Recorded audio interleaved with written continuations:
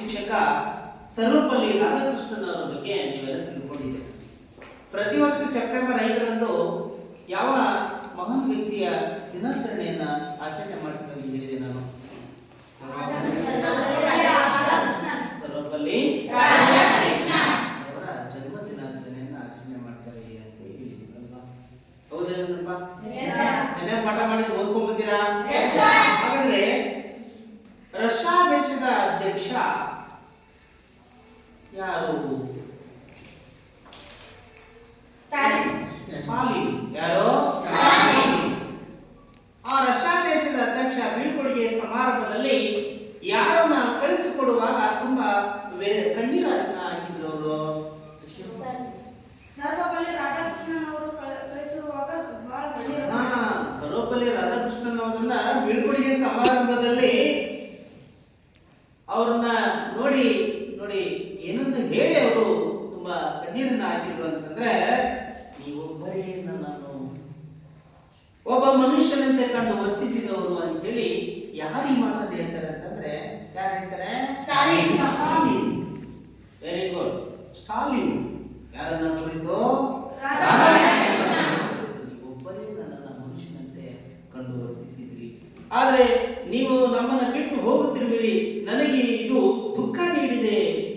ನೀವು ಹೆಚ್ಚು ಕಾಲ ಬಾಳ್ಬೇಕೆಂಬುದೇ ನನ್ನ ಆಸೆ, ಹಾಗೆ ನಾನು ಹೆಚ್ಚು ಕಾಲ ಬಾಳುವುದಿಲ್ಲ ಅಂತ ಹೇಳಿ ಈ ರೀತಿಯಾಗಿ ಹೇಳಿದಂತ ವ್ಯಕ್ತಿ ಯಾರು ಅಂತಂದ್ರೆ, ಯಾರು? ರಷ್ಯಾ ದೇಶದ ಅಧ್ಯಕ್ಷ ಸ್ಟಾಲಿನ್ ಹೇಳ್ತಾರೆ. ಯಾರನ್ನ ನೋಡಿ? ಹಾಗೇನೆ ಅದೇ ರೀತಿ ರಾಧಾಕೃಷ್ಣನ್ ಅವರು ಎಲ್ಲಿ ಜನಿಸಿದ್ರು ಹಾಗಾದ್ರೆ ಹೇಳಿ ನೋಡೋಣ. ಯಾರು ಹೇಳ್ತೀರಿ? ರಾಧಾಕೃಷ್ಣನ್ ಅವರು ಎಲ್ಲಿ ಜನಿಸಿದ್ರು? ತಮಿಳುನಾಡಿನ ಗಡಿಯಲ್ಲಿರುವ ತಿರುತ್ತಣಿ ಎಂಬ ಗ್ರಾಮದಲ್ಲಿ ಜನಿಸಿದರು. ರಾಧಾಕೃಷ್ಣನ್ ಅವರು ಆಂಧ್ರ ಪ್ರದೇಶದ ಅಂದ್ರೆ ಈಗಿನ ಸಿಮಂದ್ರ ಮತ್ತು ತಮಿಳುನಾಡಿನ ಗಡಿಯಲ್ಲಿರುವ ತಿರುತ್ತಣಿ ಎಂಬ ಒಂದು ಪುಟ್ಟ ಗ್ರಾಮದಲ್ಲೇ ಅವರು ಜನಿಸ್ತಾರೆ. ಎಷ್ಟಲ್ಲಿ ಹುಟ್ಟಿದ್ರು ಹೇಳಪ್ಪ ನೀನ? ಎಷ್ಟಲ್ಲಿ ಹುಟ್ಟಿದ್ರು ಅವರು? ಸೆಪ್ಟೆಂಬರ್ 5ರಂದು ಜನಿಸಿದರು. Very good. ನೋಡಿ, ರಾಧಾಕೃಷ್ಣನ್ ಅವರು ಹುಟ್ಟಿದಂತಹ ಕಾಲಮಾನ ನೋಡಿ, ಸೆಪ್ಟೆಂಬರ್ 5, 1888ರಲ್ಲಿ ಅವರು ಜನಿಸ್ತಾರೆ. ಗೊತ್ತಾಯ್ತಾ? ಹಾಗೇನೆ ಅವರ ತಂದೆ ತಾಯಿ ಹೆಸರೇನು ಹಾಗಾದ್ರೆ? ತಂದೆ ವೀರಸ್ವಾಮಿ, ತಾಯಿ ಸೀತಮ್ಮ. ತಂದೆ ವೀರಸ್ವಾಮಿ, ತಾಯಿ ಸೀತಮ್ಮ. ಗೊತ್ತಾಯ್ತಾ? ಆಂಧ್ರ ಪ್ರದೇಶದ ಈಗಿನ ಸಿಮಂದ್ರ ಅನ್ನುವಂತಹ ತಮಿಳುನಾಡಿನ ಗಡಿಯಲ್ಲಿರ್ತಕ್ಕಂಥ ತಿರುತ್ತಣಿ ಎಂಬ ಒಂದು ಪುಟ್ಟ ಗ್ರಾಮದಲ್ಲಿ ಅವರು ಹುಟ್ಟುತ್ತಾರೆ. ಹಾಗಾದ್ರೆ ಇವತ್ತು ನಾವು ಆ ಮುಖ್ಯವಾಗಿರ್ತಕ್ಕಂಥ ಫಲಿತಾಂಶಗಳಲ್ಲೇ ನೋಡಿ, ರಾಧಾಕೃಷ್ಣನ್ ಅವರ ಬಾಲ್ಯದ ಶಿಕ್ಷಣದ ಹಿನ್ನೆಲೆಯನ್ನು ನಾವು ತಿಳ್ಕೊಳ್ಳೋಣ. ಅದಾದ ಮೇಲೆ ರಾಧಾಕೃಷ್ಣನ್ ಅವರ ಅಧ್ಯಾಪಕರಾಗಿ ಸೇವೆ ಸಲ್ಲಿಸಿದಂತ ಒಂದು ಬಗೆ ಹೇಗೆ ಅನ್ನೋದನ್ನ ತಿಳ್ಕೊಳ್ಳಿ ಮಕ್ಕಳೇ. ಹಾಗಾದ್ರೆ ಈಗ ನಾವು ರಾಧಾಕೃಷ್ಣನ್ ಅವರು ಒಂದು ಪ್ರಾಥಮಿಕ ಶಿಕ್ಷಣ ಹೇಗಿತ್ತು ಹಾಗಾದ್ರೆ ಅನ್ನೋದನ್ನ ಎಲ್ಲ ಮಕ್ಕಳು ಗಮನಿಸಬೇಕು. ಪುಸ್ತಕವನ್ನು ನೋಡ್ಕೊಳ್ಳಿ, ನೋಡಿ ಪಾಠ ಗಮನಿಸಿ. ವೀರಸ್ವಾಮಿ ಅವರಿಗೆ ತಮ್ಮ ಮಗ ಆಂಗ್ಲ ಭಾಷೆ ಕಲಿಯುವುದು ಇಷ್ಟವಿರಲಿಲ್ಲ. ಹಾಗೆಯೇ ದೇಶೀಯ ಭಾಷೆ ಆಗಿದ್ದ ಸಂಸ್ಕೃತವನ್ನು ಕಲಿಯಲಿ ಎಂಬ ಅಪೇಕ್ಷೆ, ಆದರೆ ಅದು ಸಾಧ್ಯವಾಗಲಿಲ್ಲ. ಹಾಗಾದ್ರೆ ಅವರ ಅಜ್ಜ ಯಾರು ಅಂತಂದ್ರೆ ಮುತ್ತಜ್ಜ. ಗೊತ್ತಾಯ್ತಾ? ಯಾರು? ರಾಧಾಕೃಷ್ಣನ್ ಅವರ ಮುತ್ತಜ್ಜನ ಹೆಸರೇನ? ಆ ವೀರಸ್ವಾಮಿ ಅವರು ಉದ್ದೇಶ ಏನಾಗಿತ್ತು ಅಂದ್ರೆ, ತನ್ನ ಮಗ ಅಂದ್ರೆ ಮೊಮ್ಮಗ ಯಾವುದೇ ರೀತಿ ಯಾವ ಭಾಷೆಯನ್ನು ಕಲಿಯೋದಕ್ಕೆ ಅವರಿಗೆ ಇಷ್ಟ ಇರಲಿಲ್ಲ. ಯಾವ ಭಾಷೆ ಕಲಿಯುವುದು ಅವರಿಗೆ ಇಷ್ಟ ಇರಲಿಲ್ಲ. ದೇಶೀಯ ಭಾಷೆಯಾಗಿದ್ದ ಸಂಸ್ಕೃತವನ್ನು ಕಲಿಯಲಿ ಎಂಬ ಅಪೇಕ್ಷೆ ಇತ್ತು. ದೇಶೀಯ ಭಾಷೆಯಾಗಿದ್ದ ಯಾವುದನ್ನ ಕಲಿಯೋದಕ್ಕೆ ಆ ರಾಧಾಕೃಷ್ಣರ ಮುತ್ತಜ್ಜರ ಅಪೇಕ್ಷೆ ಆಗಿತ್ತು ಅಂತಂದ್ರೆ ಯಾವುದನ್ನ? ಸಂಸ್ಕೃತ ಭಾಷೆಯನ್ನ ಕಲಿಯುವುದು ಅವರಿಗೆ ತುಂಬಾ ಅಪೇಕ್ಷೆ ಆಗಿತ್ತು. ಹೀಗಾಗಿ ಆದರೆ ಅದು ಸಾಧ್ಯವಾಗಲಿಲ್ಲ.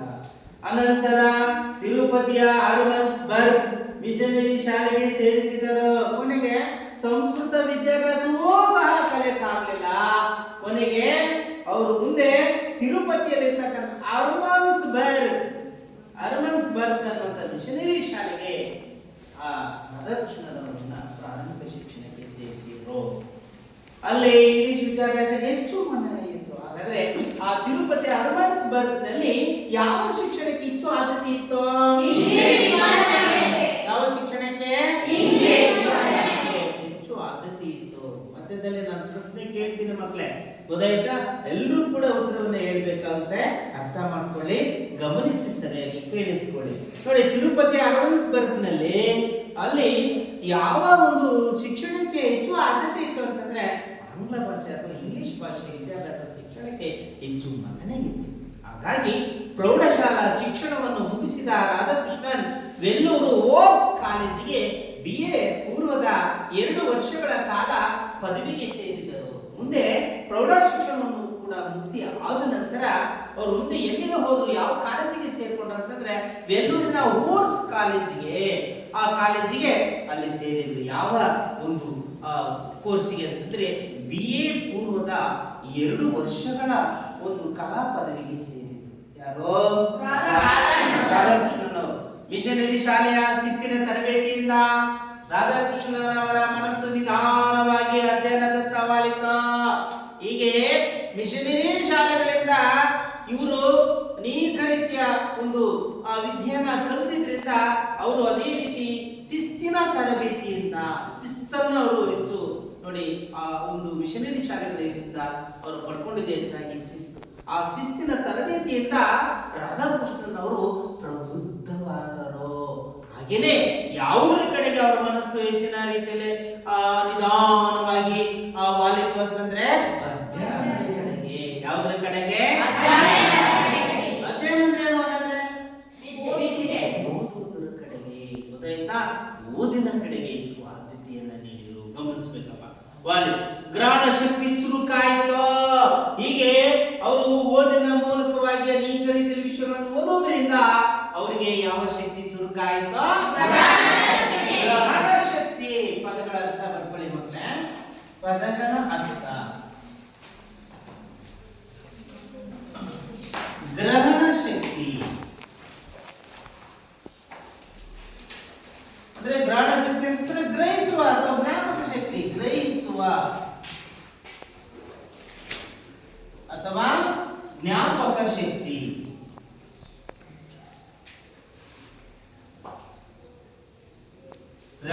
ಅಂದ್ರೆ ಜ್ಞಾಪಕ ಶಕ್ತಿ ಅವರಲ್ಲಿ ಬೆಳಿ. ಗ್ರಹಿಸುವ ಅಥವಾ ಜ್ಞಾಪಕ ಶಕ್ತಿ ಹೆಚ್ಚು ಓದೋದ್ರಿಂದ ಅವರಲ್ಲಿ ಅವನಿಗೆ ಅದು ಬೇರೂರಿ. ಹೀಗೆ ಗ್ರಹಣ ಶಕ್ತಿ ಚುರುಕಾಯಿತು. ಯಾರಲ್ಲಿ? ರಾಧಾಕೃಷ್ಣನವರಲ್ಲಿ. ಅಂದ್ರೆ ರಾಧಾಕೃಷ್ಣನವರಲ್ಲಿ ವಿದ್ಯಾರ್ಥಿ ಜೀವನದ ಗುರಿಯ ಅರಿವು ಅವರಿಗಾಯಿತು. ಹಾಗೆಯೇ ಶಿಸ್ತು ಗಾಂಭೀರ್ಯಗಳೊಡನೆ ಅಧ್ಯಯನಶೀಲರಾಗತೊಡಗಿದರು. ವಿದ್ಯಾರ್ಥಿ ವೇತನ ಪಡೆದು ಅಂದಿನ ಮದ್ರಾಸಿನ ಕ್ರಿಶ್ಚಿಯನ್ ಕಾಲೇಜಿನಲ್ಲಿ BA ಪದವಿಗೆ ಸೇರಿದರಲ್ಲದೆ ತತ್ವಶಾಸ್ತ್ರದ ಉತ್ತಮ ವಿದ್ಯಾರ್ಥಿ ಎನಿಸಿ ಪ್ರಥಮ ದರ್ಜೆಗೆ ಉತ್ತೀರ್ಣರಾದರು. ಹಾಗೆ ಗಮನಿಸಿ, ಮನೆಯ ಜವಾಬ್ದಾರಿ ಹೊತ್ತ ಇವರು ಕಿರಿಯ ಸಹಪಾಠಿಗಳಿಗೆ ಮನೆಯ ಪಾಠ ಹೇಳಿ ಹಣ ಗಳಿಸುತ್ತಿದ್ದರು. ಆರ್ಥಿಕ ಪರಿಸ್ಥಿತಿ ಮತ್ತು ತಮ್ಮ ಸಾಧನೆಯಲ್ಲಿ ನಿವಾರಿಸಲಾಗದ ತೊಡಕೆಂದು ಭಾವಿಸಲಿಲ್ಲ. ಬಡತನದ ಬೇಗೆಯಲ್ಲಿ ತಮ್ಮ ಆಸಕ್ತಿಯ ವಿಷಯವಾದ ತತ್ವಶಾಸ್ತ್ರದಲ್ಲಿ MA ಪದವಿಯನ್ನ ಪಡೆದರು. ನೋಡಿ, ಹೀಗೆ ಇವರು ಈ ಮಿಷನರಿ ಶಾಲೆಗಳಿಂದ ಕಲಿತಿದ್ರಿಂದ ಅವರಲ್ಲಿ ಶಿಸ್ತು ತಾನಾಗಿ ಬೇರುತ್ತಾ ಹೋಗಿ, ಹಾಗೆ ಓದಿನ ಕಡೆಗೆ ಮನಸ್ಸು ನಿಧಾನವಾಗಿ ವಾಲಿತು. ಆಗ ಯಾವುದರ ಕಡೆಗೆ ಎಂತ ಶಕ್ತಿ ಅವರಲ್ಲಿ ಚುರುಕಾಯಿತು ಅಂತಂದ್ರೆ ಗ್ರಹಣ ಶಕ್ತಿ, ಅಂದ್ರೆ ಜ್ಞಾಪಕ ಶಕ್ತಿ, ಓದುವ ಶಕ್ತಿ, ಗ್ರಹಿಸುವ ಶಕ್ತಿ, ತಾನು ಓದಿದ್ದನ್ನ ನೆನಪಿನಲ್ಲಿ ಇಟ್ಕೊಳ್ತಕ್ಕಂಥ ಶಕ್ತಿ ಬೇರುತ್ತು. ಯಾರಲ್ಲಿ? ರಾಧಾಕೃಷ್ಣನವರಲ್ಲಿ. ಹಾಗೆ ಆ ರೀತಿಯಾಗಿ ಬೆಳೆಸಿಕೊಡುವಂತ ವಿದ್ಯಾರ್ಥಿಗಳು ನೀವಾಗಬೇಕು. ಅಷ್ಟೇ ಅಲ್ಲ, ವಿದ್ಯಾರ್ಥಿ ಜೀವನದ ಗುರಿಯ ಅರಿವು ಅವರಿಗಾಯಿತು. ಹಾಗೆ ಓದ್ತಾನೆ ತನ್ನ ಜೀವನದ ಗುರಿ, ವಿದ್ಯಾರ್ಥಿ ಜೀವನದ ಗುರಿ ಏನನ್ನೋದು ಅವರಿಗೆ ಅರಿವಾಯಿತು. ಯಾರಿಗೆ? ಶಿಸ್ತು ಗಾಂಭೀರ್ಯಗಳೊಡನೆ ಅಧ್ಯಯನಶೀಲರಾಗತೊಡಗಿದರು. ಜೊತೆಗೆ ರಾಧಾಕೃಷ್ಣನವರಲ್ಲಿ ಶಿಸ್ತು ಮತ್ತು ಗಾಂಭೀರ್ಯಗಳೊಡನೆ ಅಧ್ಯಯನದ ಕಡೆಗೆ, ಓದಿನ ಕಡೆಗೆ ತನ್ನ ಮನಸ್ಸು ವಾಲಿತು.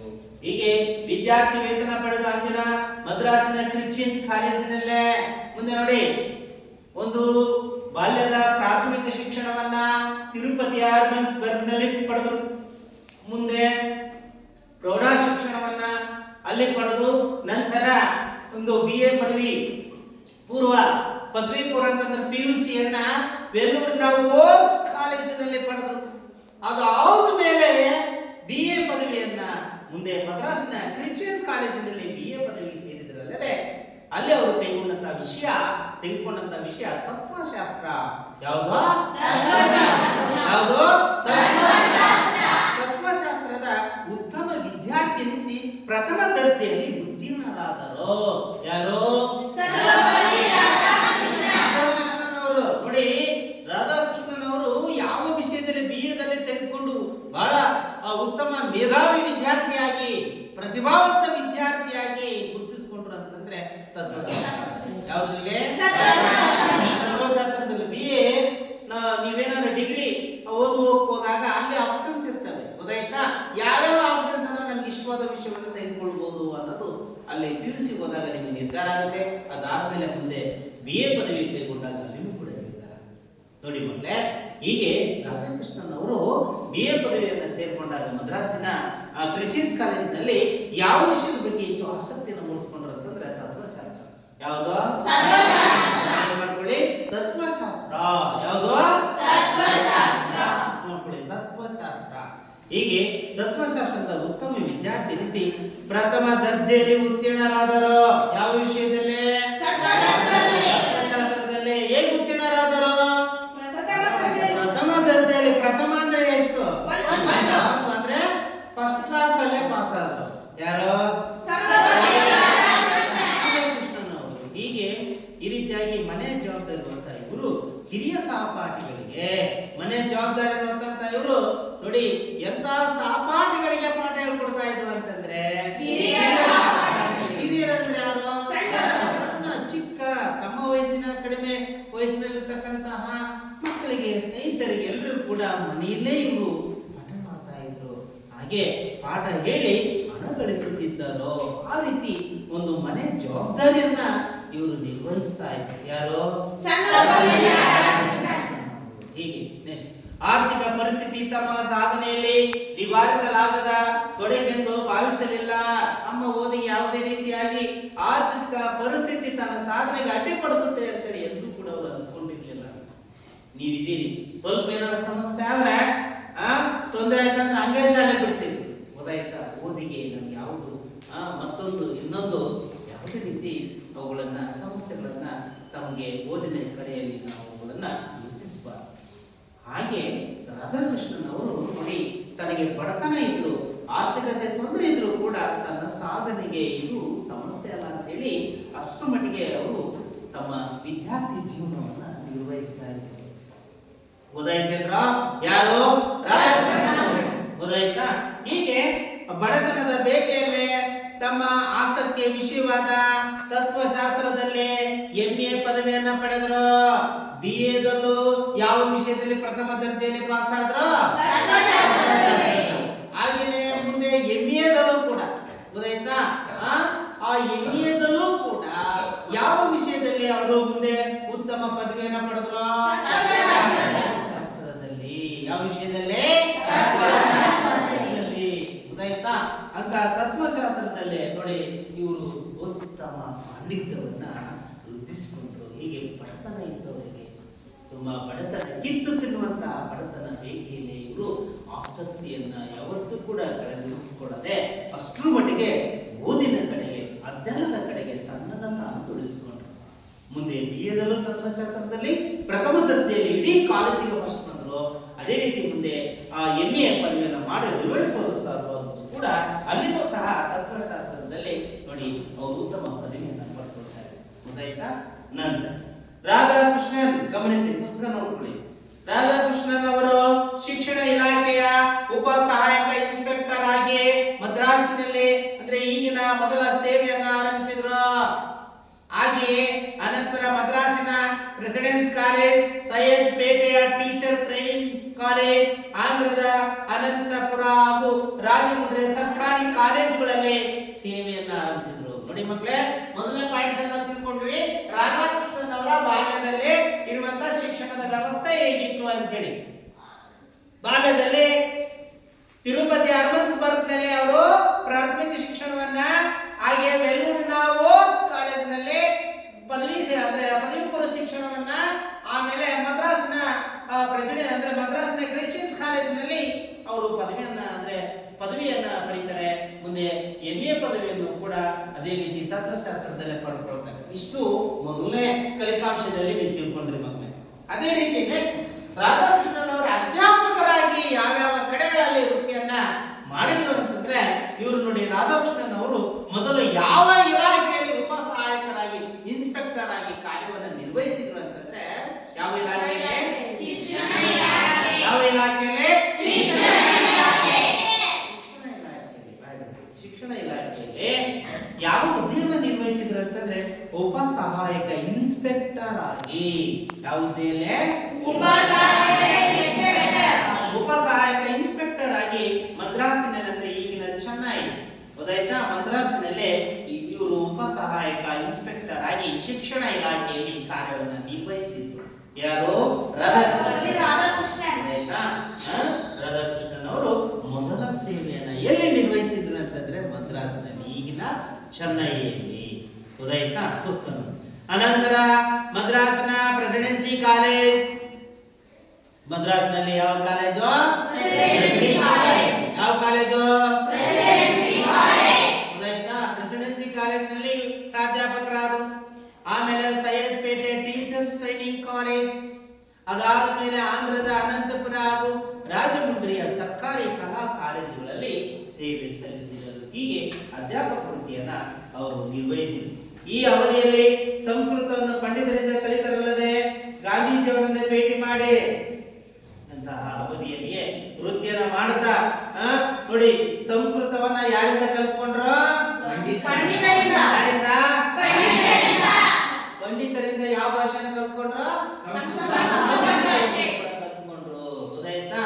ಮುಂದೆ ನೋಡಿ, ಮಹಾತ್ಮ ಗಾಂಧೀಜಿಯವರನ್ನ ಭೇಟಿ ಮಾಡಿ ಅಲ್ಲಿ ರಾಷ್ಟ್ರೀಯ ಹೋರಾಟವನ್ನ ಬೆಂಬಲಿಸಿ. ಯಾವ ಹೋರಾಟವನ್ನ ಬೆಂಬಲಿಸಿ? ನಮ್ಮ ದೇಶದ ಸ್ವತಂತ್ರ ಹೋರಾಟಗಾರರು ಯಾರು?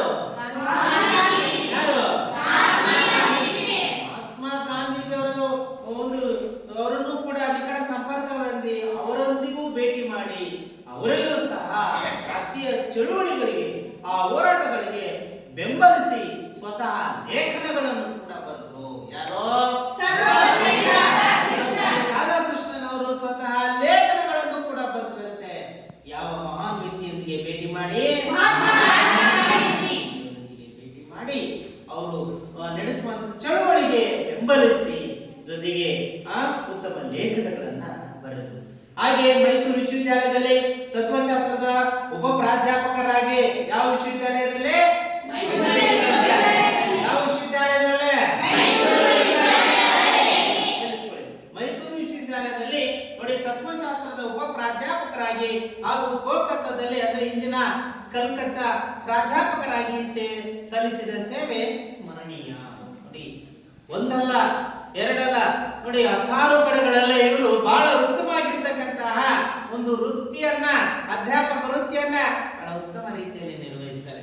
ಹಾಗೆ ನಮ್ಮ ತಾಯ್ನಾಡಿನ ಕರ್ನಾಟಕದಲ್ಲಿ ಇರ್ತಕ್ಕಂತಹ, ಹಿಂದೆ ಮೈಸೂರು ಸಂಸ್ಥಾನವಾಗಿರ್ತಕ್ಕಂತಹ ಮೈಸೂರಿನಲ್ಲೇ ಮೈಸೂರು ವಿಶ್ವವಿದ್ಯಾಲಯದಲ್ಲೂ ಕೂಡ ತತ್ವಶಾಸ್ತ್ರದ ಉಪ ಪ್ರಾಧ್ಯಾಪಕರಾಗಿಯೂ ಕೂಡ ಸೇವೆಯನ್ನ ಪ್ರಾರಂಭಿಸ್ತಾರೆ. ಗೊತ್ತಾಯ್ತಾ? ನೋಡಿ, ಇಂಥ ಜೀವಂತ ವ್ಯಕ್ತಿಯಾಗಿದ್ರು ಸರ್ವಪಲ್ಲಿ ರಾಧಾಕೃಷ್ಣನ್. ಗೊತ್ತಾಯ್ತಾ? ನೋಡಿ, ಅವರು ಶಿಕ್ಷಣ ಇಲಾಖೆಯಲ್ಲಿ ಸಹಾಯಕ ಇನ್ಸ್ಪೆಕ್ಟರ್ ಆಗಿದ್ದಲ್ಲದೆ ಅವರು ಇನ್ನು ಬೇರೆ ಬೇರೆ ಕಾಲೇಜುಗಳಲ್ಲಿ ಪ್ರಾಧ್ಯಾಪಕರಾಗಿ, ಉಪ ಪ್ರಾಧ್ಯಾಪಕರಾಗಿ ಇವರು ಉತ್ತಮವಾಗಿರ್ತಕ್ಕಂಥ ಸೇವೆಯನ್ನು ಸಲ್ಲಿಸ್ತಾರೆ. ಹಾಗೆ ಪಂಡಿತರುಗಳಿಂದ ಯಾವುದನ್ನ ಕಲಿತಾರೆ ಅಂತಂದ್ರೆ ಸಂಸ್ಕೃತ. ಹಾಗೆ ರಾಷ್ಟ್ರೀಯ ಹೋರಾಟಗಾರರಾಗಿರ್ತಕ್ಕಂಥ ಮಹಾತ್ಮ ಗಾಂಧೀಜಿಯವರನ್ನೇ ಸೇರ್ಕೊಂಡು ಅವರನ್ನ ಭೇಟಿ ಮಾಡಿ ರಾಷ್ಟ್ರೀಯ ಚಳುವಳಿಗಳನ್ನ ಉರಿದುಂಬಿಸುವ ಹಾಗೆ, ಬೆಂಬಲಿಸುವ ಹಾಗೆ ಲೇಖನಗಳನ್ನ ಬರೀತಾರೆ. ಯಾರು? ಗೊತ್ತಾಯ್ತಾ? ಹೀಗೆ ಅದೇ ರೀತಿ ಮುಂದೆ ನೋಡಿ,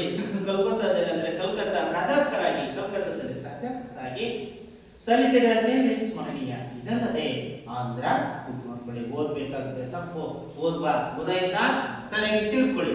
ಆಂಧ್ರ, ಅದೇ ರೀತಿ ದೆಹಲಿ, ಬನಾರಸ್ ವಿಶ್ವವಿದ್ಯಾಲಯಗಳಲ್ಲಿ ಕುಲಪತಿಯಾಗಿ ಸೇವೆ ಸಲ್ಲಿಸಿ ಅವುಗಳ ಪುರೋಭಿವೃದ್ಧಿಗೆ ಶ್ರಮಿಸಿದರು. ಆಕ್ಸ್ಫರ್ಡ್ ವಿಶ್ವವಿದ್ಯಾಲಯದಲ್ಲೂ ಸಂದರ್ಶಕ ಪ್ರಾಧ್ಯಾಪಕರಾಗಿ ಕಾರ್ಯನಿರ್ವಹಿಸಿದ್ರು. ಅದೇ ರೀತಿ ಆಕ್ಸ್ಫರ್ಡ್ ವಿಶ್ವವಿದ್ಯಾಲಯದಲ್ಲೂ ಕೂಡ ಸಂದರ್ಶಕ ಪ್ರಾಧ್ಯಾಪಕರಾಗಿ ಕಾರ್ಯವನ್ನ ನಿರ್ವಹಿಸಿದ್ರು. ಹೀಗೆ ರಾಧಾಕೃಷ್ಣನ್ ಅವರ ಬೋಧನಾ ಶೈಲಿ, ನಿರರ್ಗಳತೆ, ವಿಷಯದ ಮೇಲಿನ ಪ್ರಭುತ್ವ ವಿದ್ಯಾರ್ಥಿಗಳನ್ನ ಬಹುಬೇಗ ಆಕರ್ಷಿಸಿತು. ಯಾರಲ್ಲಿರ್ತಕ್ಕಂಥ ಪ್ರಭುತ್ವವನ್ನ? ರಾಧಾಕೃಷ್ಣನಲ್ಲಿರ್ತಕ್ಕಂತಹ ಒಂದು ಪ್ರಭುತ್ವ, ಆ ವಿಷಯದ ಮೇಲಿನ ಪಾಂಡಿತ್ಯ, ಇವೆಲ್ಲವನ್ನ ಕೇಳ್ತಾ ಹೋದಾಗ ಯಾರು ಇದನ್ನ ಬೇಗ ಆಕರ್ಷಣೆ ಮಾಡ್ಕೊಂಡ್ರಂತೆ? ಯಾರು? ಅಷ್ಟು ಮಟ್ಟಿಗೆ ಬುದ್ಧಿವಂತರಾಗಿದ್ರು ಮಕ್ಕಳು. ಗೊತ್ತಾಯ್ತಾ? ನೀವಿದ್ದೀರಿ, ಗೊತ್ತಾಯ್ತಾ? ಕೇಳಿಸ್ಕೊಳ್ತೀರಾ, ಆಮೇಲೆ ಮರೆತುಬಿಡ್ತೀವಿ. ಅದು ಆಗ್ಬಾರ್ದು. ಗೊತ್ತಾಯ್ತಾ? ಹೀಗೆ ಈ ರೀತಿಯಾಗಿ ವಿದ್ಯಾರ್ಥಿಗಳು ಬಹಳ ಬೇಗನೆ ಈ ರಾಧಾಕೃಷ್ಣನ್ ಅವರ ಪಾಂಡಿತ್ಯವನ್ನ, ಅವರಲ್ಲಿರ್ತಕ್ಕಂಥ ಬೋಧನೆ, ನಿರರ್ಗಳವಾಗಿರುವಂತಹ ವಿಷಯದ ಮೇಲಿನ ಪಾಂಡಿತ್ಯ, ಇವೆಲ್ಲದನ್ನ ಸರಿಯಾಗಿ ತಿಳ್ಕೊಂಡು ಪುಸ್ತಕ ನೋಡಪ್ಪ, ಮರಿ ಎಲ್ಲೇ ಪುಸ್ತಕ ಗಮನಿಸು ಏನು. ಹೀಗೆ ಈ ರೀತಿಯಾಗಿ ತಮ್ಮ ಪ್ರಾಧ್ಯಾಪಕತ್ವವನ್ನು ಯಾವಾಗಲೆಂದರೆ ಯಾವಾಗ ಕಳಚಿ ಏಳು ಯೌವನದ ಯುವಕರಂತೆ ಹಾಸ್ಯ ವಿನೋದಗಳಲ್ಲಿ ತೊಡಗುತ್ತಿದ್ದಾರ. ಆ ರಾಧಾಕೃಷ್ಣನ್ ಅವರು ಯಾವ ಬೇಕಾದರೂ ಸಹ ಅವರಲ್ಲಿರ್ತಕ್ಕಂಥ ಪಾಂಡಿತ್ಯ, ಅವರಲ್ಲಿರ್ತಕ್ಕಂಥ ವಿಷಯದ ಒಂದು ನಿಸ್ಪೃಹತೆ, ಇವೆಲ್ಲವೂ ಸಹ ಯಾವ ಬೇಕಾದರೂ ಕೇಳಿದಾಗ ಸ್ಪಷ್ಟವಾಗಿ ಅವರು ಹೇಳ್ತಕ್ಕಂಥ ಮನೋಭಾವಿ ಹಾಸ್ಯ ವಿನೋದಗಳಲ್ಲಿ ತೊಡಗಿಸ್ಕೊಳ್ತಾ ಇದ್ರು. ಯಾರು? ರಾಧಾಕೃಷ್ಣನ್ ಅವರು ಶಿಕ್ಷಕನೊಬ್ಬನ ಗೌರವ ಬೋಧನೆಯಿಂದಲೇ ವೃದ್ಧಿಸುತ್ತದೆ. ಜೊತೆಗೆ ವ್ಯಕ್ತಿತ್ವದ ಸೌಜನ್ಯ, ಸ್ನೇಹಶೀಲತೆ ಎಲ್ಲರ ಗಮನವನ್ನ ಸೆಳೆಯುತ್ತದೆ. ಹಾಗಾದ್ರೆ ಶಿಕ್ಷಕನೊಬ್ಬನ ಗೌರವ ಯಾವುದರಿಂದ ಬೆಳೆಯುತ್ತದೆ ಅಂತ ಹೇಳಿದ್ರ? ಬೋಧನೆಯಿಂದ. ಆಯ್ತಾ? ಶಿಕ್ಷಕರ ಗೌರವ ಯಾವುದರಿಂದ ಹೆಚ್ಚಾಗಿ ವೃದ್ಧಿಸುತ್ತದೆ ಅಂತ ಬೆಳೆಯುತ್ತದೆ? ಬೋಧನೆಯಿಂದ. ನೋಡ್ಕೋಬೇಕು ಗಮನ. ಹಾಗೆ ಅದೇ ರೀತಿ ಜೊತೆಗೆ ವ್ಯಕ್ತಿತ್ವದ ಸೌಜನ್ಯ, ಸ್ನೇಹಶೀಲತೆ ಎಲ್ಲರ ಗಮನವನ್ನ ಸೆಳೆಯುತ್ತದೆ. ಹಾಗೆ ಆ ರೀತಿಯಾಗಿ ಅಂತಹ ಒಂದು ವ್ಯಕ್ತಿತ್ವನ ಈ ಸರ್ವಪಲ್ಲಿ ರಾಧಾಕೃಷ್ಣನ್. ಹಾಗೆಯೇ ಅವರು ಕೋಲ್ಕತ್ತಾ ವಿಶ್ವವಿದ್ಯಾಲಯದ ತತ್ವಶಾಸ್ತ್ರದ ಪ್ರಾಧ್ಯಾಪಕರಾಗಿ ನೇಮಕಗೊಂಡಾಗ ಮೈಸೂರಿನಿಂದ ಹೊರಟ ದಿನ ಅವರಿಗೆ ಕೊಟ್ಟಂತ ವೈಭವದ ಬೀಳ್ಕೊಡುಗೆ ಯಾವ ಚಕ್ರವರ್ತಿಗೂ ದೊರೆತಿರಲ್ಲ. ಯಾರಿಗೆ? ಮೈಸೂರಿನಲ್ಲಿ ಇದ್ದಾಗ ಮೈಸೂರು ವಿಶ್ವವಿದ್ಯಾಲಯದಲ್ಲಿ ಸಹಾಯಕ ಪ್ರಾಧ್ಯಾಪಕರಾಗಿದ್ರು. ಮುಂದೆ ಕೋಲ್ಕತ್ತಾಗೆ ಹೋಗ್ಬೇಕಾದ್ರೆ ಅಲ್ಲಿ ಮುಂದೆ ಹೆಚ್ಚುವರಿ ಏನಂದ್ರೆ ಪ್ರಾಧ್ಯಾಪಕರಾಗಿ ಮುಂದೆ ಅವರು ಆ ಕೋಲ್ಕತ್ತಾ ವಿಶ್ವವಿದ್ಯಾಲಯಕ್ಕೆ ತತ್ವಶಾಸ್ತ್ರದ ಪ್ರಾಧ್ಯಾಪಕರಾಗಿ ಹೋಗ್ಬೇಕಾದ್ರೆ ಮೈಸೂರು ವಿಶ್ವವಿದ್ಯಾಲಯದಲ್ಲಿ ನಡೆದಂತ ಬೀಳ್ಕೊಡುಗೆ ಸಮಾರಂಭ ಎಂತಹ ಚಕ್ರವರ್ತಿಗೂ ನಡೆದೇ ಇರ್ತಕ್ಕಂಥ ಅದ್ಭುತವಾಗಿರ್ತಕ್ಕಂಥ ಬೀಳ್ಕೊಡುಗೆ ಸಮಾರಂಭ ಯಾರಿಗೆ ನಡೆಯುತ್ತದೆ? ನೋಡಿ, ಮೈಸೂರು ವಿಶ್ವವಿದ್ಯಾಲಯದಿಂದ. ಯಾವ ವಿಶ್ವವಿದ್ಯಾಲಯದಿಂದ? ಬೆಳೆಸ್ಕೊಳ್ಳಿ. ಹೀಗೆ ಮೈಸೂರು ವಿಶ್ವವಿದ್ಯಾಲಯದಿಂದ ಕಲ್ಕತ್ತಾಗೆ ಹೋಗ್ಬೇಕಾದ್ರೆ ಅಲ್ಲಿ ನಡೆದಂತ ಬೀಳ್ಕೊಡುಗೆ ಸಮಾರಂಭ ಯಾವ ಚಕ್ರವರ್ತಿಗೂ ಇದು ದೊರೆತಿರಲ್ಲ ಅನ್ನೋದು ನಾವು ತಿಳಿಯಬಹುದು. ಆದ್ಮೇಲೆ ನಾವು ವಾತಾವರಣದಲ್ಲಿ ಇದ್ದದ್ದು ವೈಭವಕ್ಕಿಂತ ಹೆಚ್ಚಾಗಿ ಹೃದಯದಿಂದ ನೇರವಾಗಿ ಹೊರಹೊಮ್ಮಿದ ಗುರುಪ್ರೇಮ. ಆ ಬೀಳ್ಕೊಡುಗೆ ಸಮಾರಂಭದಲ್ಲಿ ಹೆಚ್ಚಿನದಾಗಿ ಗಮನಿಸಿದ್ದು ಹೃದಯದಿಂದ ಹೊರಹೊಮ್ಮಿದಂತ ಗುರುಪ್ರೇಮ. ಯಾವ ಪ್ರೇಮ? ವಿದ್ಯಾರ್ಥಿಗಳಲ್ಲಿ ಅಂತಹ ಅಪಾರವಾಗಿರ್ತಕ್ಕಂತಹ ಶ್ರದ್ಧಾ, ಭಕ್ತಿ, ವಿಧೇಯತೆ, ವಿನಯತೆ, ಗುರುಪ್ರೇಮ ಅನ್ನೋದು ಅವರಲ್ಲಿ ಅಡಗಿತ್ತು. ಯಾರನ್ನ ಕಲಿಸ್ಕೊಡ್ಬೇಕಾದ್ರೆ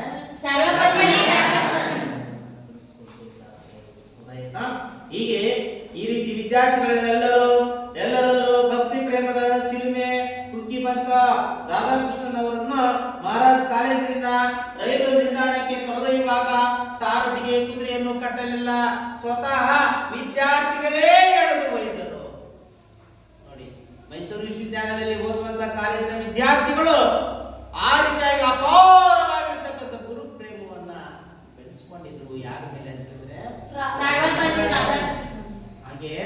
ಆ ಬೀಳ್ಕೊಡುಗೆ ಸಮಾರಂಭದಲ್ಲಿ ಅವರಲ್ಲಿ ನೋಡಿ ಸ್ವತಃ ವಿದ್ಯಾರ್ಥಿಗಳು ಅವರನ್ನ ಕೂರಿಸಿಕೊಂಡು ಮೆರವಣಿಗೆ ಮಾಡುವಂತಹ ಸಾರಥಿ ಕುದುರೆ ಎತ್ತಿನ ಗಾಡಿ, ಆ ಕುದುರೆ ಎತ್ತಿನ ಗಾಡಿಯಲ್ಲಿ ಈ ಸರ್ವಪಲ್ಲಿ ರಾಧಾಕೃಷ್ಣನನ್ನು ಕೂರಿಸಿಕೊಂಡು ಅವರನ್ನ ಮೆರವಣಿಗೆ ಮಾಡಿಕೊಂಡು ರೈಲ್ವೆ ನಿಲ್ದಾಣಕ್ಕೆ ಕಳಿಸ್ಕೊಡ್ಬೇಕಾದ್ರೆ ಕುದುರೆಗಳನ್ನು ಸಹ ಕಟ್ಟದೆ ಸ್ವತಃ ವಿದ್ಯಾರ್ಥಿಗಳೇ ಎಳೆದೊಯ್ದರು. ಸ್ವತಃ ವಿದ್ಯಾರ್ಥಿಗಳೇ ಆ ಸಾರಥಿಯನ್ನು ಎಳೆದು ಯಾರೋ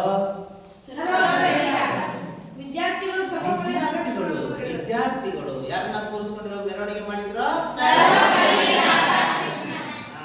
ಹೀಗೆ ರಾಧಾಕೃಷ್ಣನ್ ಅವರಿಗಾಗಿ ಕಾದಿರಿಸಿದ ಕಂಪಾರ್ಟ್ಮೆಂಟ್ ಅನ್ನು, ಹೊರಗು ದಿಂಬು ಹಾಗೂ ರತ್ನಗಂಬಳೆಯನ್ನು, ಹಾಸಿ ಮಲಗುವ ಸೀಟನ್ನು, ನೆಲವನ್ನು ಭೂಮಿನಿಂದ ಸುಪ್ಪತ್ತಿಗೆಯಂತೆ ಮಾಡಿ ದೈವ ಮಂದಿರವನ್ನು ಭಕ್ತರು ಅಲಂಕರಿಸಿರುವಂತೆ ನೋಡಿ.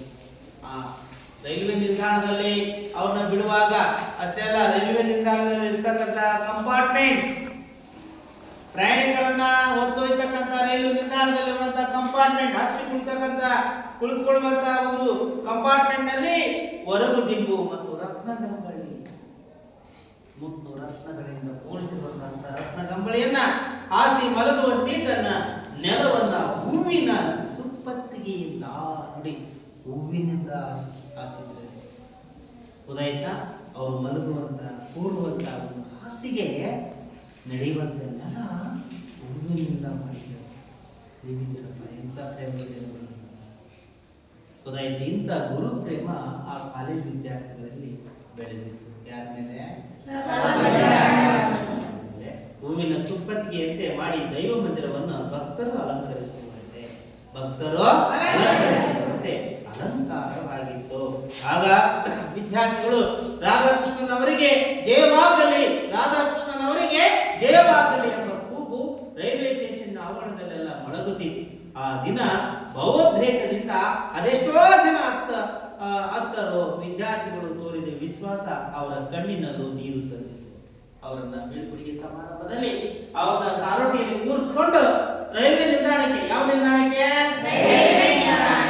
ರೈಲ್ವೆ ನಿಲ್ದಾಣಕ್ಕೆ ತಂದು ಅವನ್ನ ಬಿಡುವಂತ ಸಂದರ್ಭದಲ್ಲಿ ಎಷ್ಟೋ ವಿದ್ಯಾರ್ಥಿಗಳು ಏನ್ ಮಾಡಿದ್ರು? ಕಣ್ಣೀರಾಗಿದ್ರು ನೋಡಿ. ಹತ್ತರು ವಿದ್ಯಾರ್ಥಿಗಳು ತೋರಿದ ವಿಶ್ವಾಸ ಅವರ ಕಣ್ಣಿನಲ್ಲೂ ಸಹ ಇರುತ್ತದೆ. ಆ ವಿದ್ಯಾರ್ಥಿಗಳು ತೋರಿದಂತ ಪ್ರೀತಿ ವಿಶ್ವಾಸ ಇದೆಯಲ್ಲ, ಅವ್ರ ಕಣ್ಣೀರಾಗಿದ್ದಂತ ಒಂದು ಸಂದರ್ಭ ಇದೆಯಲ್ಲ, ಆ ಸಂದರ್ಭವನ್ನು ನೋಡಿ ರಾಧಾಕೃಷ್ಣನವರಿಗೂ ಕಣ್ಣೀರು ಬಂತು. ಯಾರಿಗೆ? ರಾಧಾಕೃಷ್ಣನಿಗೆ. ಅರ್ಥ ಆಗ್ತಾ ಇದೆ ಅಲ್ವಾ? ಹಾಗಾದ್ರೆ ಓದಿ ಇಲ್ಲಿ ಬಂದು ಓದ್ಬೇಕು ಸ್ಪಷ್ಟವಾಗಿ, ಎಲ್ಲಿಂದ ಅಂತೇಳಿ ಗೊತ್ತಾಯ್ತಾ? ಬನ್ನಿ ಓದು. ಘಟಕ 4 ಆದರ್ಶ ಶಿಕ್ಷಕ ಸರ್ವಪಲ್ಲಿ ರಾಧಾಕೃಷ್ಣನ್. ನೀವೊಬ್ಬರೇ ನನ್ನನ್ನು ಒಬ್ಬ ಮನುಷ್ಯನಂತೆ ಕಂಡು ವರ್ತಿಸಿದವರು. ನೀವು ನಮ್ಮನ್ನು ಬಿಟ್ಟು ಹೋಗುತ್ತಿರುವಿರಾ? ನನಗೆ ಇದು ದುಃಖ ನೀಡಿದೆ. ನೀವು ಹೆಚ್ಚು ಕಾಲ ಬಾಳಬೇಕೆಂಬುದೇ ನನ್ನಾಸೆ. ನಾನು ಹೆಚ್ಚು ಕಾಲ ಬಾಳುವುದಿಲ್ಲ. ರಷ್ಯಾ ದೇಶದ ಅಧ್ಯಕ್ಷ ಅವರು ರಾಧಾಕೃಷ್ಣನ್ ಅವರಿಗೆ ಮಾಸ್ಕೋದಲ್ಲಿ ನೀಡಿದ ಬೀಳ್ಕೊಡುಗೆ ಸಮಾರಂಭದಲ್ಲಿ ಹೀಗೆ ಹೇಳಿದರು. ಅಷ್ಟೇ ಅಲ್ಲ, ಅಶೋಕನು ಕಳಿಂಗ ಯುದ್ಧದ ಅನಂತರ ಶ್ರೇಷ್ಠ ಮನುಷ್ಯನಾದಂತೆ ನೀವು ಆಗುವಿರಾ ಎಂದು ತಮ್ಮ ಪ್ರಥಮ ಭೇಟಿಯಲ್ಲಿ ರಾಧಾಕೃಷ್ಣನ್ ಹೇಳಿದ ಮಾತುಗಳನ್ನು ಸ್ಮರಿಸಿಕೊಂಡರು. ವಿಜಯ ಬೇಗ ಬರಬೇಕು, ಫಾಸ್ಟ್ ಆಗಿ ರೆಡಿ ಇರಬೇಕು. ನಂತರ ಹೇಳಪ್ಪ. ಪ್ರತಿಯೊಂದು ಧರ್ಮದ ಅಂತಿಮ ಸತ್ಯ ಒಂದೇ. ಪ್ರತಿ ಧರ್ಮವು ಅದರ ಶ್ರೇಷ್ಠ ಗುಣವನ್ನು ತೋರುತ್ತದೆ. ಅದನ್ನು ಅಳವಡಿಸಿಕೊಂಡಾಗ ಯಾವುದೇ ಧರ್ಮದ ಅಸಮಾನತೆಯ ಅರಿವಾಗುವುದೆಂಬ ವಿಷಯವನ್ನು ಅವರ ಎಲ್ಲ ಧರ್ಮಗಳ ಆಳವಾದ ಅಧ್ಯಯನದಿಂದ ಸಾಧಿಸಿ ತೋರಿಸಿದರು. ರಾಧಾಕೃಷ್ಣನ್ ತಮ್ಮ ವಿದ್ವತ್ ತಪದ ಫಲವಾಗಿ ಯುಗದ ಪರಿವರ್ತನಶೀಲ ಪ್ರಭಾವಿ ವ್ಯಕ್ತಿಗಳಲ್ಲಿ ಒಬ್ಬರೆನಿಸಿದರು.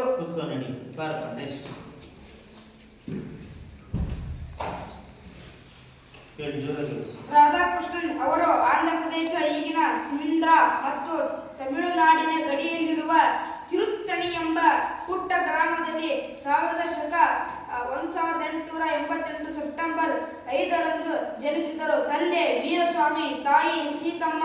ಅವರ ಮುತ್ತಜ್ಜ ವೀರಸ್ವಾಮಿ ಆಂಧ್ರದ ಸರ್ವಪಲ್ಲಿಯಿಂದ ತಮಿಳುನಾಡಿನ ತಿರುತ್ತಣಿಗೆ ಬಂದು ನೆಲೆಸಿದರು.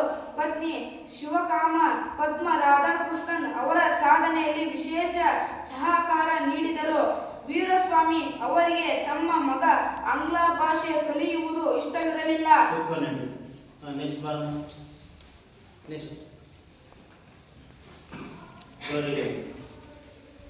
ದೇಶಿ ಭಾಷೆಯಾಗಿದ್ದ ಸಂಸ್ಕೃತವನ್ನು ಕಲಿಯಲಿ ಎಂಬ ಅಪೇಕ್ಷೆ, ಆದರೆ ಅದು ಸಾಧ್ಯವಾಗಲಿಲ್ಲ.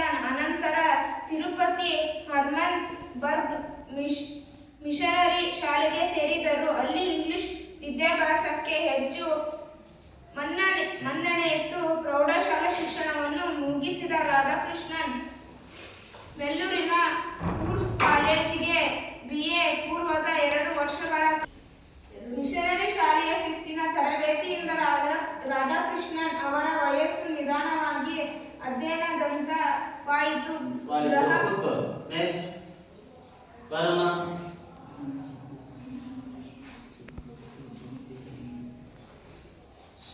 ಗ್ರಹಣ ಶಕ್ತಿ ಚುರುಕಾಯಿತು.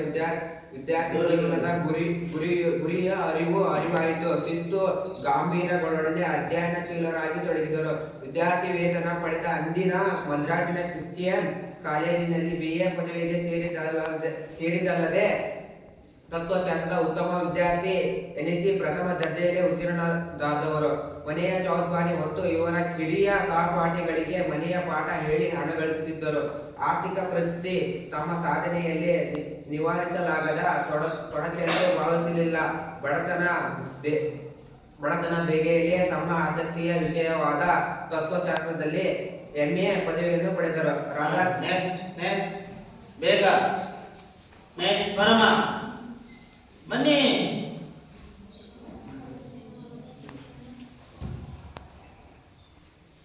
ರಾಧಾಕೃಷ್ಣನ್ ಅವರು ಶಿಕ್ಷಣ ಇಲಾಖೆಯ ಉಪ ಸಹಕಾರಿ ಇನ್ಸ್ಪೆಕ್ಟರ್ ಆಗಿ ಮದ್ರಾಸಿನಲ್ಲಿ ಈಗಿನ ಚೆನ್ನೈ ಮೊದಲ ಸೇವೆಯನ್ನು ಆರಂಭಿಸಿದರು. ಅನಂತರ ಮದ್ರಾಸಿನ ರೆಸಿಡೆನ್ಸಿ ಕಾಲೇಜು, ಸಯ್ಯದಪೇಟೆಯ ಟೀಚರ್ಸ್ ಟ್ರೈನಿಂಗ್ ಕಾಲೇಜು, ಆಂಧ್ರದ ಅನಂತಪುರ ಹಾಗೂ ರಾಜಮಂಡ್ರಿಯ ಸರ್ಕಾರಿ ಕಲಾ ಕಾಲೇಜುಗಳಲ್ಲಿ ಸೇವೆ ಸಲ್ಲಿಸಿದರು. ಈ ಅವಧಿಯಲ್ಲಿ ಸಂಸ್ಕೃತವನ್ನು ಪಂಡಿತರಿಂದ ಕಲಿತರಲ್ಲದೆ ಗಾಂಧೀಜಿಯವರನ್ನು ಭೇಟಿ ಮಾಡಿ ರಾಷ್ಟ್ರೀಯ ಹೋರಾಟವನ್ನು ಬೆಂಬಲಿಸಿ ಲೇಖನಗಳನ್ನು ಬರೆದರು. ಮೈಸೂರು ವಿಶ್ವವಿದ್ಯಾಲಯದಲ್ಲಿ ತತ್ವಶಾಸ್ತ್ರದ ಉಪಪ್ರಾಧ್ಯಾಪಕರಾಗಿ ಹಾಗೂ ಕೋಲ್ಕತ್ತಾದಲ್ಲಿ ಹಿಂದಿನ ಕಲ್ಕತ್ತಾ ಪ್ರಾಧ್ಯಾಪಕರಾಗಿ ಸೇವೆ ಸಲ್ಲಿಸಿದ ಸೇವೆ ಸ್ಮರಣೀಯ.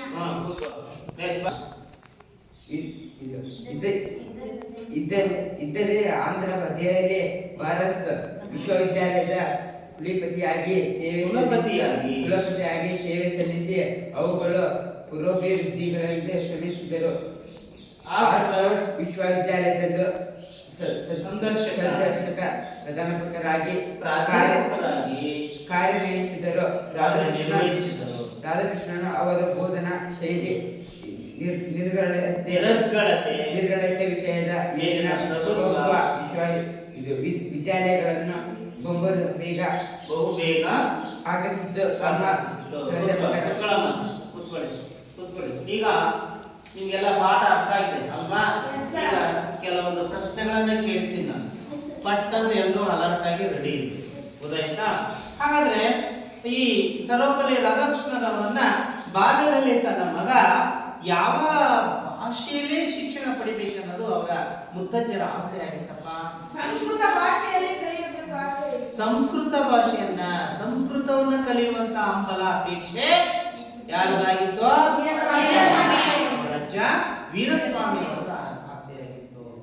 ಆದ್ರೆ ಹಾಗಾದ್ರೆ ಅವರಿಗೆ ವೀರಸ್ವಾಮಿ ಅವರಿಗೆ ಯಾವ ಭಾಷೆಯನ್ನು ಕಲಿಸಲು ಇಷ್ಟ ಇರಲಿಲ್ಲ? ಆಂಗ್ಲ ಭಾಷೆ ಶಿಕ್ಷಣವನ್ನು ಕಲಿಸಲು ಅವರಿಗೆ ಇಷ್ಟ ಇರಲಿಲ್ಲ.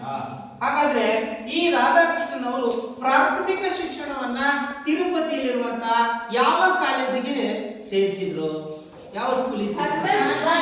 ತಿರುಪತಿಯ ಅರ್ಬನ್ಸ್ಬರ್ಗ್. ಯಾವುದು? ತಿರುಪತಿಯ ಅರ್ಬನ್ಸ್ಬರ್ಗ್ ಅನ್ನುವಂತಹ ಒಂದು ಶಾಲೆಯಲ್ಲಿ ಪ್ರಾಥಮಿಕ ಶಿಕ್ಷಣವನ್ನ ಇವರು ಕಲಿತಾರೆ. ಹಾಗಾದ್ರೆ ಆ ಅರ್ನಕ್ಸ್ಬರ್ಗ್ ಅನ್ನುವಂಥ ಮಿಷನರಿ ಶಾಲೆಯಲ್ಲಿ ಆ ಶಾಲೆಯಲ್ಲಿ ಯಾವ ಶಿಕ್ಷಣಕ್ಕೆ ಹೆಚ್ಚು ಆದ್ಯತೆ ಇತ್ತಪ್ಪ? ಒಬ್ರು ಹೇಳ್ಬೇಕು, ಗೊತ್ತಾಯ್ತಾ? ಯಾವ್ದಾ? ಹಾಗೇನೆ ಅದೇ ರೀತಿ ರಾಧಾಕೃಷ್ಣನವರು ನೋಡಿ BA ಪೂರ್ವದ 2 ವರ್ಷಗಳ ಕಲಾ ಶಿಕ್ಷಣ ಪದವಿಗೆ ಯಾವ ಕಾಲೇಜಿಗೆ ಸೇರಿದ್ರು? ಕರಿತೀನಿ ನಾನು, ನೀನ್ ಹೇಳೋದಲ್ಲಮ್ಮ. ಹೇಳಪ್ಪ, ಯಾವ್ದು ಯಾವ್ದು? ವೇಲೂರಿನ ಊರ್ಸ್ ಕಾಲೇಜ್. ವೆಲ್ಲೂರಿನ ಊರ್ಸ್ ಕಾಲೇಜ್. ಗೊತ್ತಾಯ್ತಾ? ಅದೇ ರೀತಿ ಮುಂದೆ ಅವರ ಮನಸ್ಸು ನೋಡಿ ಓದಿನ ಕಡೆಗೆ, ಅಧ್ಯಯನದ ಕಡೆಗೆ ನಿಧಾನವಾಗಿ ವಾಲಿತು. ಹೀಗೆ ಹಾಗಾದ್ರೆ ಮುಂದೆ ಅವರು ವಿದ್ಯಾರ್ಥಿ ವೇತನವನ್ನು ಪಡೆದು ತದನಂತರ ಆ BA ಪದವಿಯನ್ನ ಯಾವ ಕಾಲೇಜಿನಲ್ಲಿ ಅವರು ಪಡ್ಕೊಂಡ್ರಪ್ಪ? ಮದ್ರಾಸಿನ ಕ್ರಿಶ್ಚಿಯನ್ ಕಾಲೇಜಿನಲ್ಲಿ. ಮದ್ರಾಸಿನ ಕ್ರಿಶ್ಚಿಯನ್ ಕಾಲೇಜಿನಲ್ಲಿ ಪಡೆದರು. ಹಾಗಾದ್ರೆ BA ಪದವಿಯಲ್ಲಿ ಯಾವ ವಿಷಯವನ್ನ ಹೆಚ್ಚು ಅವರು ಅಧ್ಯಯನಕ್ಕೆ ತೆಗೆದುಕೊಂಡ್ರು? ಯಾವುದು? ತತ್ವಶಾಸ್ತ್ರ. Very good. ನೋಡಿ, ತತ್ವಶಾಸ್ತ್ರದಲ್ಲಿ ಹೆಚ್ಚು ಅಭಿರುಚಿಯನ್ನು ಹೊಂದಿ ಅವರು ರಾಧಾಕೃಷ್ಣನವರು ತತ್ವಶಾಸ್ತ್ರದಲ್ಲಿ ಕೂಡ ಆ BA ಕೂಡ ಪ್ರಥಮ ದರ್ಜೆಯಲ್ಲಿ ಉತ್ತೀರ್ಣರಾಗ್ತಾರೆ. ಮುಂದೆ MA ಪದವಿಯನ್ನು ಕೂಡ ಪಡಿತಾರೆ ಅಲ್ವಾ? MA ಪದವಿಯಲ್ಲೂ ಕೂಡ ಯಾವ ವಿಷಯದಲ್ಲಿ ಹೆಚ್ಚು ಆಸಕ್ತಿಯನ್ನು ಬೆಳೆಸ್ಕೊಳ್ತಾರೆ? ಯಾವುದು? ಕೂತ್ಕೋ. ಈಗ ಮತ್ತೆ ಗೊತ್ತಾಯ್ತಾ? ನೋಡಿ, ಇನ್ನೊಂದು ಪ್ರಶ್ನೆ. ರಾಧಾಕೃಷ್ಣನವರು ನೋಡಿ ಯಾವ ಇಲಾಖೆಯಲ್ಲಿ ಸಹಾಯಕ ಇನ್ಸ್ಪೆಕ್ಟರ್ ಆಗಿ ವೃತ್ತಿಯನ್ನು ಮಾಡಿದ್ರಪ್ಪ? ಹೇಳಪ್ಪ, ಯಾವ ಇಲಾಖೆಯಲ್ಲಿ? ಯಾವ ಇಲಾಖೆ ಅಂತ ಕೇಳಿದ್ ನಾನು. ಯಾವ ಇಲಾಖೆಯಲ್ಲಿ? ಯಾವ ಇಲಾಖೆಯಲ್ಲಿ? ಉಪ ಸಹಾಯಕ ಇನ್ಸ್ಪೆಕ್ಟರ್ ಆಗಿ ಮದ್ರಾಸ್ನಲ್ಲಿ ಅವರು ಆ ವೃತ್ತಿಯನ್ನ ಮೊದಲು ಪ್ರಾರಂಭಿಸ್ತಾರೆ. ಅದಾದ್ಮೇಲೆ ನೋಡಿ ಅನೇಕ ಕಡೆ ಇವರು ಕಾಲೇಜುಗಳಲ್ಲಿ ಸಹಾಯಕ ಪ್ರಾಧ್ಯಾಪಕರಾಗಿ ಕೆಲಸವನ್ನು ನಿರ್ವಹಿಸ್ತಾರೆ. ನಂತರ ಮೈಸೂರು ವಿಶ್ವವಿದ್ಯಾಲಯದಲ್ಲಿ, ಯಾವ ವಿಶ್ವವಿದ್ಯಾಲಯದಲ್ಲಿ? ಮೈಸೂರು ವಿಶ್ವವಿದ್ಯಾಲಯಕ್ಕೆ ಬರ್ತಾರೆ. ಅಲ್ಲಿಯೂ ಸಹ ಅವರು ಸಹಾಯಕ ಪ್ರಾಧ್ಯಾಪಕರಾಗಿ ಕೆಲಸವನ್ನ ಮಾಡ್ತಾರೆ.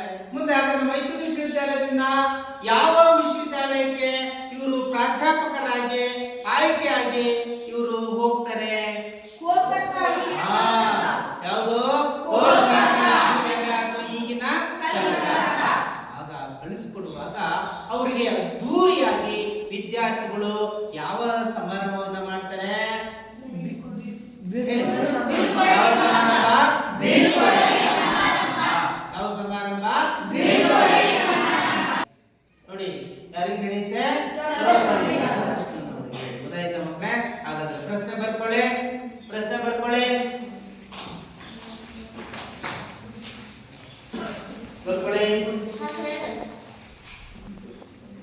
ರಾಧಾಕೃಷ್ಣನವರ ಪ್ರಶ್ನೆ ಬರ್ಕೊಳ್ಳಿ ಮನೆ ಕೆಲಸಕ್ಕೆ.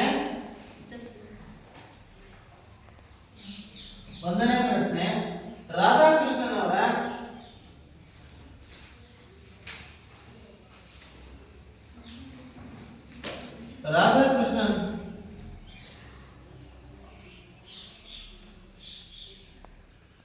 ರಾಧಾಕೃಷ್ಣನವರ ತಂದೆಯ ಅಪೇಕ್ಷೆ ಏನಾಗಿತ್ತು?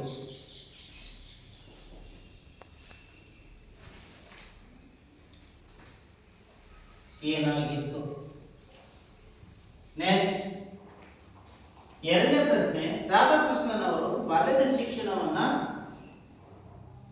ಅಥವಾ ರಾಧಾಕೃಷ್ಣನವರ ವಿದ್ಯಾಭ್ಯಾಸ ಎಲ್ಲಿ ನಡೆಯಿತು? ಬರ್ಕೊಳ್ಳಿ. ರಾಧಾಕೃಷ್ಣನವರ ವಿದ್ಯಾಭ್ಯಾಸ ಎಲ್ಲೆಲ್ಲಿ ನಡೆಯಿತು? ನಂತರ ಮೂರನೇ ಪ್ರಶ್ನೆ. ರಾಧಾಕೃಷ್ಣನವರು ಅಧ್ಯಾಪಕರಾಗಿ ಸಲ್ಲಿಸಿದ ಸೇವೆಯನ್ನ ಕುರಿತು ಬರೆಯಿರಿ. ರಾಧಾಕೃಷ್ಣನವರ ಅಂದ್ರೆ ಅವರು ಅಧ್ಯಾಪಕರಾಗಿ ಸಲ್ಲಿಸಿದ ಸೇವೆಯನ್ನು ಕುರಿತು ಬರೆಯಿರಿ. ಬರ್ಕೊಂಡ್ರಲ್ವಾ? Very good. ಎಲ್ಲರೂ ಕೂಡ ಓದ್ಕೊಂಡ್ ಬನ್ನಿ. Thank you. ಗೊತ್ತಾಯ್ತಾ?